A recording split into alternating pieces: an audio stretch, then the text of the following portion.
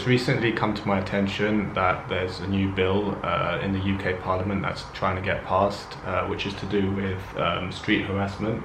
So basically sexual harassment on the streets, and it's trying to essentially ban things like catcalling, groping, following someone and blocking their path, among other things, and just general like sexual harassment. So yeah, I just wanted to kind of talk about that really, and just explain maybe some of the potential consequences and how it might affect us, you know, people who are, you know, have got good intentions and just trying to do a bit of day game. So yeah, I mean, okay, first and foremost, it's probably worth saying obviously that sexual harassment is bad. Obviously it shouldn't happen. Obviously if there is going to be some kind of legislation that's going to ban that, then that's great, that's fantastic. I think everyone can pretty much agree that that's a positive thing. I think like the main issue lies in the fact that it might get abused, and you know, if someone is for example blocking someone's path or following someone for a little bit, they might actually have good intentions, and they're only doing that because of the fact that they're trying to go up to someone, have a chat with them, and yeah, it's not necessarily coming from a bad place. So there is a lot of nuance with this stuff, and my only slight concern obviously is that that stuff might get kind of misconstrued in amongst all the other negative stuff, you know, like the obvious like sexual harassment stuff, like the groping, touching, all of that stuff, you know. So that's the key thing with this that I think is important to distinguish. And I've got a feeling that, you know, the mainstream, they don't particularly like to look at nuance too much, so you know, all of that stuff might get kind of you know, tarred with the same brush essentially. So yeah, that's like the slight worry.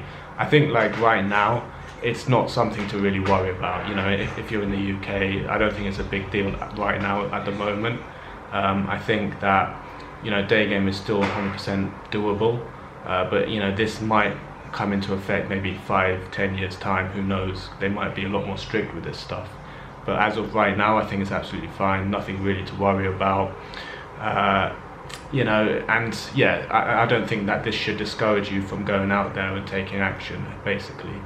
Obviously there is a very, very small possibility that you might approach someone and then she's like not having it for whatever reason, and then she might kind of you know, be like, oh no, I'm feeling harassed or whatever. But the thing is that, you know, you're coming from a good place, and that's the most important thing, I think. If you approach someone and they're, you know, causing a fuss or something, then legally there isn't really much they can do at this point anyway. And yeah, like if they were to say, for example, report you because they feel that you're harassing them, even though you're clearly not, yeah, there isn't really much to kind of stand on really. So yeah, I don't think it's a really a big deal. And I think that like if you approach a girl who's genuinely looks quite feminine and attractive, you know, most of the time they're not gonna, you know, have this attitude towards you anyway. It's mostly just going to be a positive attitude, because it you know, normally you can sort of tell like the sorts of people who are going to kind of, you know, cause a bit of a fuss with this kind of thing in like in the UK. But someone, you know, a girl who is genuinely very attractive and feminine looking is extremely unlikely that she is gonna, you know, cause a fuss because of the fact that you've approached her and are trying to have a chat with her. The worst you're gonna get is like getting ignored or a bit of a hard no, and that's it. You move on, you know. So yeah, it's gonna be very rare to have like a serious like altercation or like some kind of something really negative, I think.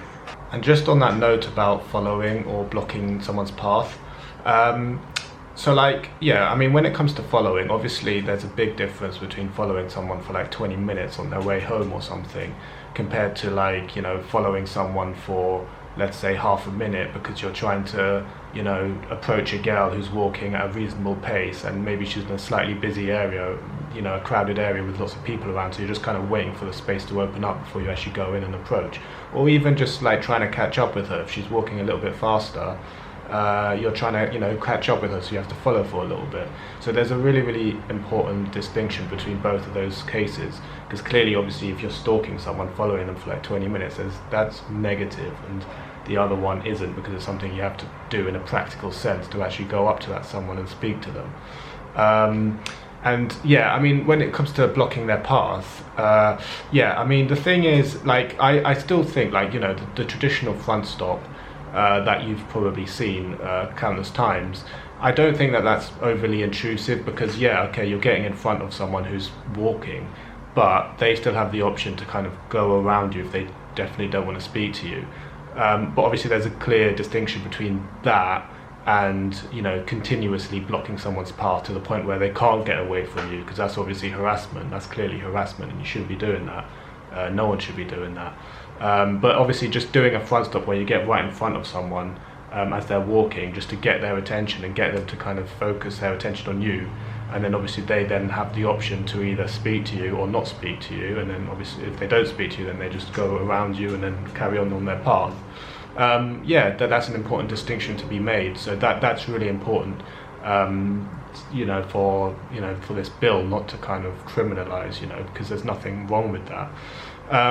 What we might find, as time goes on, is that less guys are going to be doing the front stop. Maybe it's more of a side approach or slightly to the diagonal approach. And obviously, it's not, in most cases, it's not as effective as, a good front stop in terms of getting the girl to stop. But yeah, there has to obviously maybe be a bit of a balance between getting your intent across, but also being, calibrated and empathetic, I guess. So yeah, I still think, like, whatever you're doing now, you can carry on with it as long as you're being calibrated and polite and empathetic. But yeah, I mean, it remains to be seen how this might affect Daygame kind of moving forward and how seriously it's going to be taken. So yeah, we'll see. So I've linked the articles which are explaining this in the description. There is also this photo that I received actually on one of my WhatsApp group chats, and it's quite interesting because this is actually a picture from one of the UK cities, and it's obviously some kind of billboard on a lamppost, and it's scattered all over the city, which is essentially showing various forms of sexual harassment, stuff which, as I said before, most of us could obviously agree is a negative thing. So for example, hugging someone unsolicited, or like touching someone, that kind of thing, that's obviously negative and should be stopped. If they're going to ban that, great, fine. But within that, as you can see, there's stuff like flirting or complimenting, and that sets quite a dangerous precedent, I think, because if you go up to someone and give a compliment, I don't see how that can be necessarily a bad thing. If it's a genuine compliment, it's coming from a good place, I don't see why that should be in amongst all these very obviously negative things. And the same with flirting as well. If you're having a conversation with someone, you throw in a bit of light, subtle and calibrated flirting, that's very, very positive, and most people will react positively to that. And so that's the important distinction, I think, with this, and it's important to kind of look at this and apply nuance to it, because yeah, anything like this can be misinterpreted, misconstrued to fit a certain agenda. And I don't like to kind of focus too much on political identity politics, which is so rampant in the UK and in the West in general.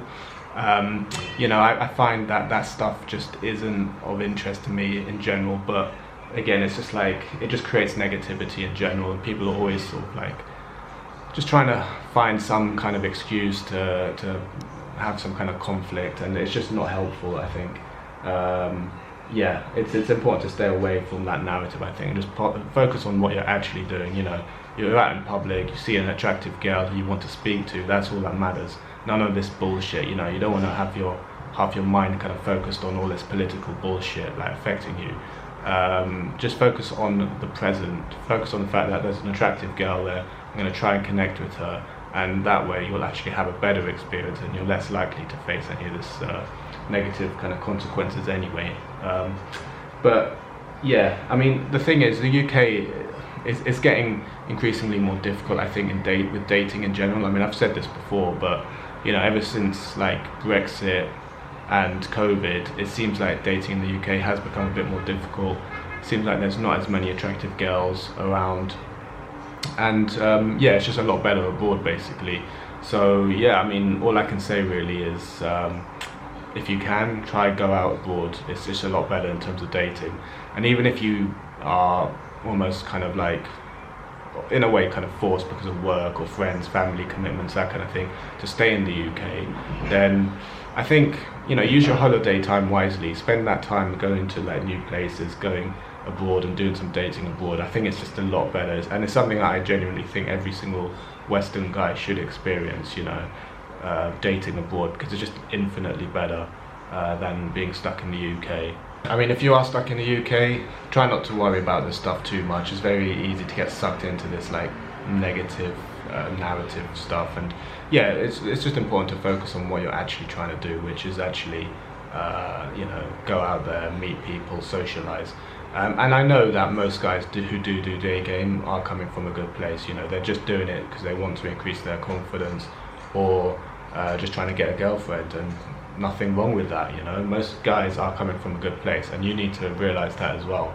You don't want to be feel any kind of shame for doing Daygame, going up to a girl and expressing your romantic interest. Nothing wrong with that, and there never will be, there never has been. So yeah, and that's what our ancestors did. That's how humans meet other humans. You don't want to be resigned to like having to meet people over a screen with like fake photos and all this bullshit. That's what the kind of the mainstream narrative would like try and impose upon you, but it's bullshit. So yeah, just don't worry about that stuff. The main thing is just not focus any of your kind of mental attention on this stuff, because it's just going to create negativity in your mind, and it's just going to affect the ability that you have to actually go out there and meet people in a good and genuine way. Cheers for watching. If you'd be interested in one-to-one coaching with me, where we'll go out in public and work on you approaching girls, or more generally with your social confidence, please visit my website ed-game.com.